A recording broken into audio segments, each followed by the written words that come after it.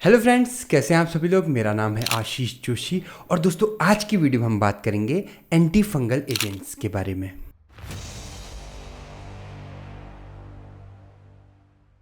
दोस्तों anti fungal agent नाम से ही पता लग रहा है। एंटी फंगल एजेंट्स क्या होते हैं? वे एजेंट जो फंगल इन्फेक्शन, ठीक है, आपने नाम सुना ही होगा, हो सकता है आपको कभी अपनी लाइफ में हुआ भी हो, फंगल इन्फेक्शन, ठीक है। इसको क्योर करने के लिए या इसको इनहिबिट करने के लिए, फंगल इन्फेक्शंस को कम करने के लिए या उसको क्योर करने के लिए जो एजेंट्स को हम यूज़ करते हैं। अब ये फंगल इन्फेक्शन मतलब एक फंगल डिजीज़ हो गई है। अब इस फंगल डिजीज़ में किस किस से ये डिजीज़ होती है, ऐसे 4 एजेंट मोटे मोटे तौर पे पाए जाते हैं। फर्स्ट है आपका जिसको हम बोलते हैं फंगस, या जिसको हम बोलते हैं यीस्ट। फंगस के अंदर आ गए सब, फंगस तो एक पूरी फैमिली हो गई, उसके अंदर आ गया यीस्ट आ गया, ठीक है। उसके बाद आ गया मोल्ड्स आ गया और रस्ट आ गया, ठीक है, रस्ट और मशरूम्स।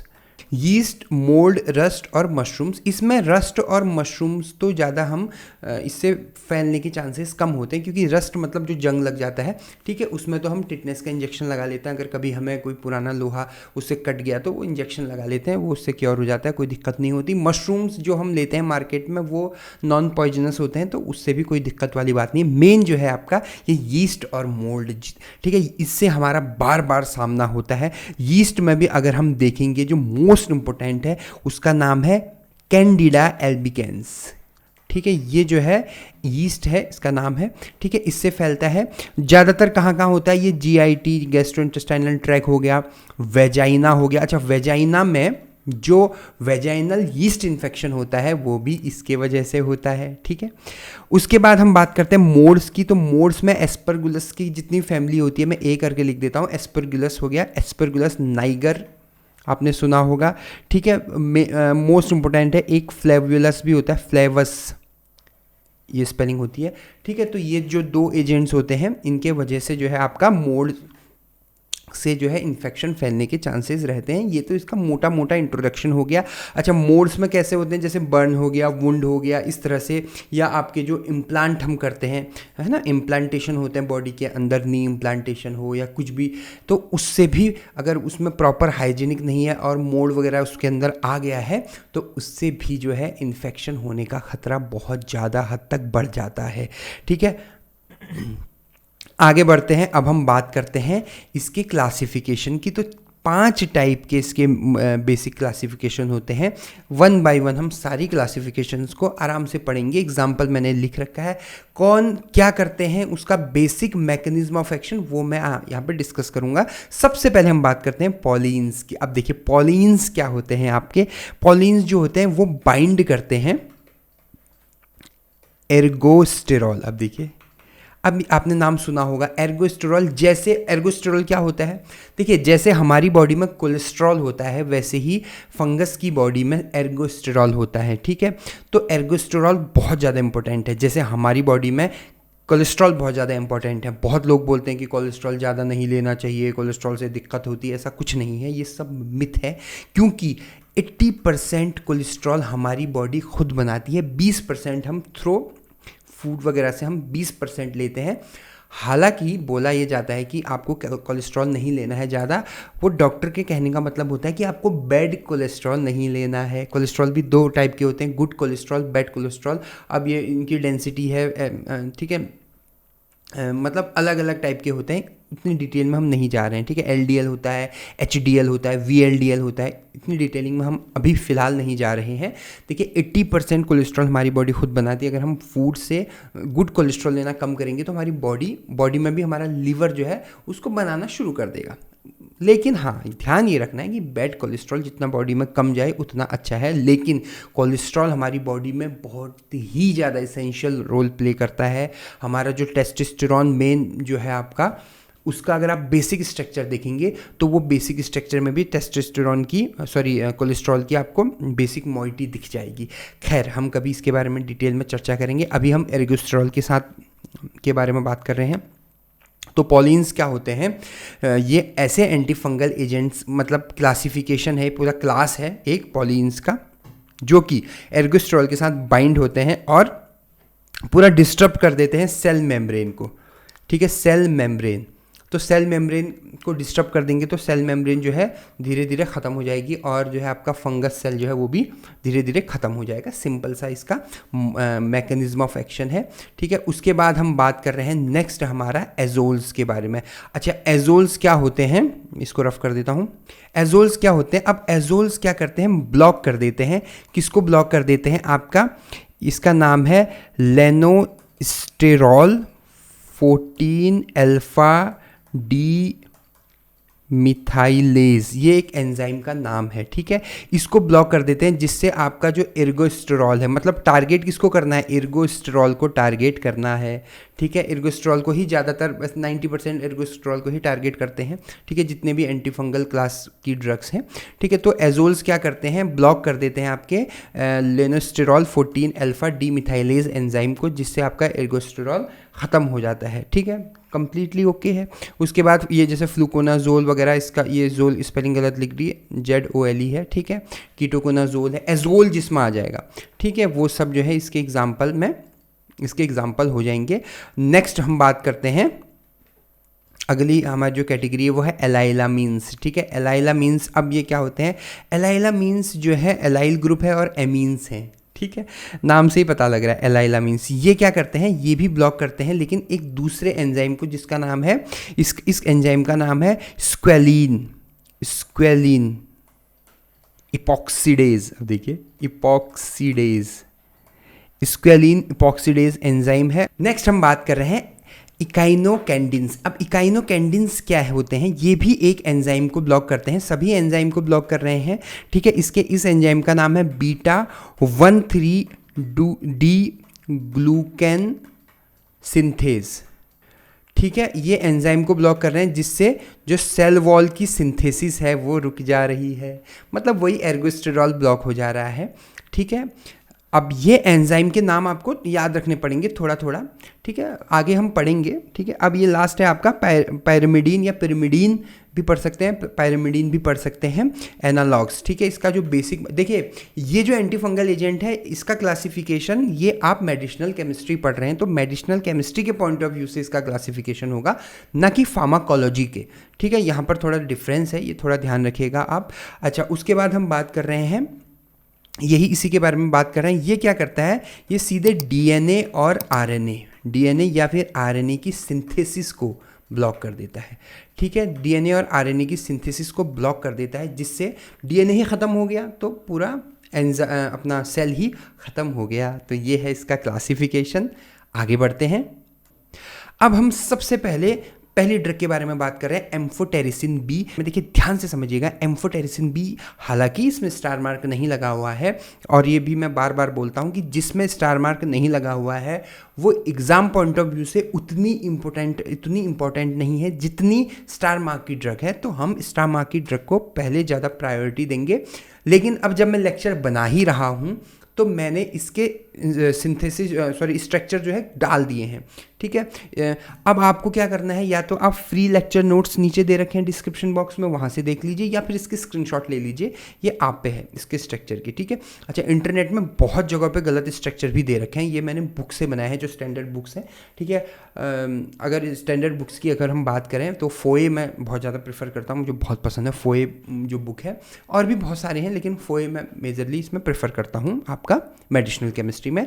अब है नेस्टेटिन जो है, अब मैं धीरे धीरे नहीं पढ़ रहा हूँ, थोड़ा स्पीड में ही पढ़ रहा हूँ क्योंकि सिलेबस भी हमें ख़त्म कराना है। नेक्स्ट है आपका नेटामाइसिन। नेटामाइसिन का स्ट्रक्चर है ग्रिसियोफुल्विन, ये इंपॉर्टेंट है लेकिन एग्जाम पॉइंट ऑफ व्यू से ग्रिसियोफुल्विन का स्ट्रक्चर आ सकता है। ठीक है, उसके बाद क्लोट्रिमाजोल। क्लोट्रिमाजोल आपने सुना भी होगा, इसका पाउडर भी आता है, फंगल इन्फेक्शन में यूज़ करते हैं काफ़ी ज़्यादा। इकोनाजोल, ठीक है, उसके बाद है ब्यूटाकोनाजोल, ये सब एजोल फैमिली के हैं। ठीक है, ऑक्सीकोनाजोल, टीकोनाजोल। ठीक है, अब यह है माइकोनाजोल या मीकोनाजोल, जिसको जैसा पढ़ना है वैसा पढ़िए। अब इसमें स्टार मार्क लगा हुआ है तो अब हमें इसको डिटेल में पढ़ना होगा। ठीक है, तो पढ़ लेते हैं, कोई दिक्कत नहीं है भैया। जो माइकोनाजोल है आपका, अगर आप इसको ध्यान से देखेंगे, ठीक है, ये तो इसका बेसिक स्ट्रक्चर हो गया है। इसमें जो है आपका ये वाली रिंग है, ये कौन सी रिंग है, इसको अगर मैं ऐसे बनाऊं, अब ये देखिए, अगर थोड़ा सा आसान कर दूं मैं इसको इस तरह से, और यहाँ पर लगा दूँ एक प्यारा सा हाइड्रोजन, तो ये बन जाएगा इमीडाजोल। एजोल है और इमीडाजोल है, ठीक है, एजोल है। तो ये क्या है, बेसिक मॉइटी इसकी क्या है, आपकी इमीडाजोल की मॉइटी है। तो ये क्या है, मिकोनाजोल जो है इमीडाजोल डेरिवेटिव है, broad spectrum anti fungal agent है, फंगल इन्फेक्शंस में बहुत ज़्यादा इसको यूज़ किया जाता है। अब हम बात करते हैं इसके मोड ऑफ एक्शन की, ये कैसे वर्क करता है, ठीक है। वैसे तो मैंने एजोल्स के मोड ऑफ एक्शन लिखा रखे हैं, लेकिन फिर भी मैं मतलब बताया है अभी, फिर भी मैं इसको बता देता हूँ। देखिए मिकोनाजोल क्या करता है, ये इनहिबिट करता है। ये तो सबसे पहले बाइंड होता है, ठीक है, बाइंड होता है किसके साथ, ये बाइंड होता है लेनोस्टेरॉल, अभी मैंने बताया भी था 14 अल्फा डी मिथाइलेज एंजाइम के साथ। और ये क्या करता है, आपका लेनोस्टेरॉल को कन्वर्ट नहीं होने देता है एर्गोस्टेरॉल में, जिसके वजह से यहाँ पर ये ब्लॉक कर देता है, जिसके वजह से एर्गोस्टेरॉल की सिंथेसिस रुक जाती है और जो सेल वॉल है वो रप्चर हो जाता है या डिसरप्ट हो जाता है, जिससे सेल की डेथ हो जाती है। एज सिंपल एज दैट, ये इसका बेसिक मैकेनिज्म ऑफ एक्शन है। देखिए एग्जाम में आपको इसी को बढ़ा चढ़ा के लिखना है, ठीक है।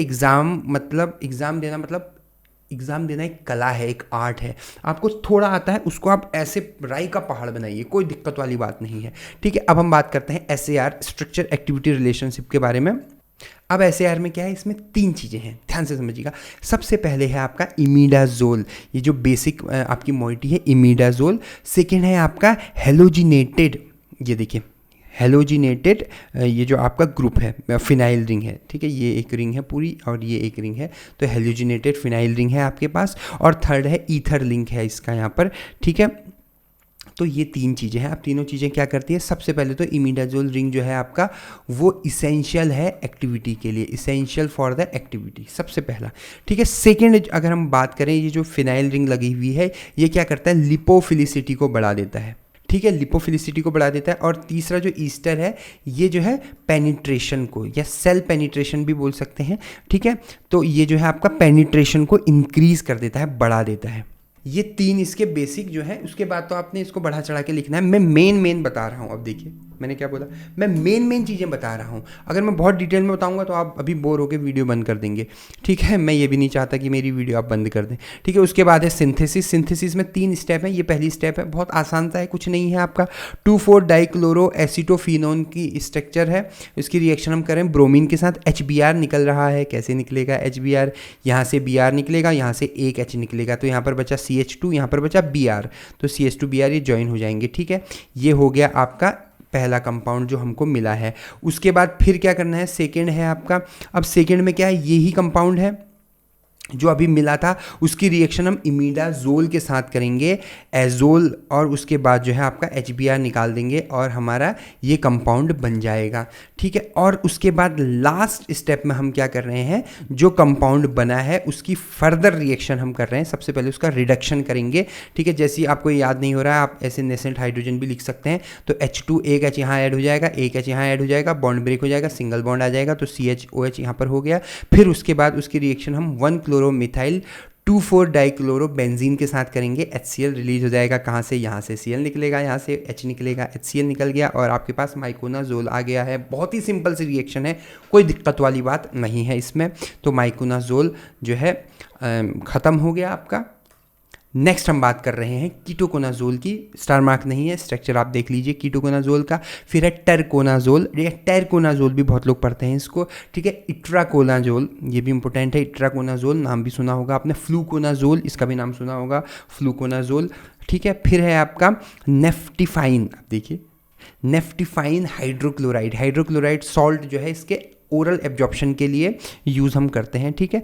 फिर है आपका टोलनेफ्टेट, अब देखिए टोलनेफ्टेट जो है आपका, इसमें स्टार मार्क लगा हुआ है और ये इम्पोर्टेंट भी है। अब ये क्या है, एक सिंथेटिक एंटीफंगल एजेंट है, ठीक है। ये क्या है, सिंथेटिक थायोकार्बामेट जो है एंटीफंगल एजेंट है। अभी थायोकार्बामेट रिंग कौन सी है, क्या है, वो हम SAR में आगे डिस्कस करने वाले हैं, ठीक है। हम बात करते हैं सबसे पहले इसके मैकेनिज्म ऑफ एक्शन की, कि ये भाई साहब क्या करते हैं, ये सिंपल डिसरप्ट कर देते हैं। ये क्या करते हैं, स्क्वालिन इपॉक्सीडेज, स्क्वालिन इपॉक्सीडेज एंजाइम इसके साथ बाइंड होते हैं, इसको इनहिबिट कर देते हैं, जिससे आपका एर्गोस्टेरॉल, लास्ट में हमें कहाँ जाना है, एर्गोस्टेरॉल तक ही जाना है, ठीक है, एर्गोस्टेरॉल तक जाना है और उसको जो है इनहिबिट करना है, जिससे जो आपकी सेल वॉल है, सेल वॉल ख़त्म हो जाएगी। जैसे ही सेल वॉल ख़त्म हो गई, सेल ख़त्म हो गया, ठीक है। दीवार अगर टूट गई तो मकान भी ढह जाएगा, ठीक है। आगे हम बात करते हैं, उसके बाद हम इसके SAR की बात करते हैं, स्ट्रक्चर एक्टिविटी रिलेशनशिप के बारे में, ठीक है। अब देखिए, सबसे पहला इसमें दो चीज़ें मोस्ट इंपॉर्टेंट है, एक इसका बेसिक स्ट्रक्चर और एक इसका जो है नेक्स्ट जिसके साथ ये अटैच है। सबसे पहले हम बात करते हैं इसके बेसिक मॉइटी के बारे में। जो बेसिक मॉइटी है इसकी, वो कौन सी है, थायोकार्बामेट मॉइटी। अब आप कहेंगे भैया थायोकार्बामेट कहाँ पर है, देखिए थायोकार्बामेट का स्ट्रक्चर ये होता है NH, ठीक है, C+S सिंगल बॉन्ड O और मतलब ये वाला, हालांकि इसमें एक मिथाइल सब्स्टिट्यूशन है, उसकी हम बात नहीं कर रहे हैं, यहाँ पर H होता है, लेकिन चलो वो लगा दिया मिथाइल सब्स्टिट्यूशन, उससे एक्टिविटी बढ़ती है, ये भी आप लिख सकते हैं, ठीक है।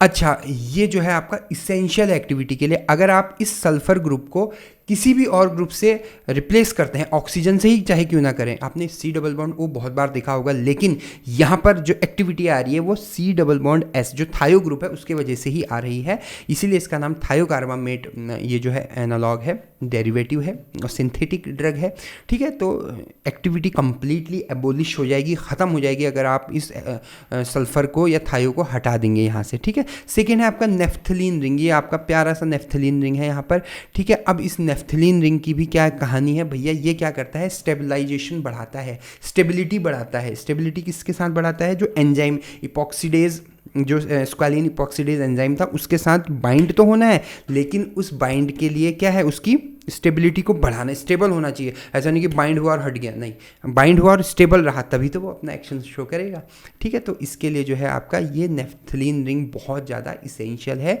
बहुत ज़्यादा इंपॉर्टेंट है, ठीक है।